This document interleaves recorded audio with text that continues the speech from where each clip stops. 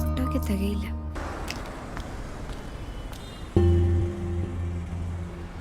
അവരെ അങ്ങോട്ട് ചെന്ന് മുട്ടുന്ന സേഫ്. എടപ്പള്ളിക്കുള്ള ലാസ്റ്റ് ബസ് പോയോ ചേട്ടാ?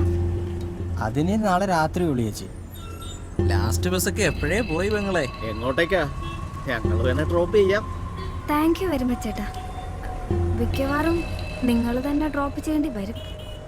ഒരു 5 മിനിറ്റ് വെയിറ്റ് ചെയ്യണേ.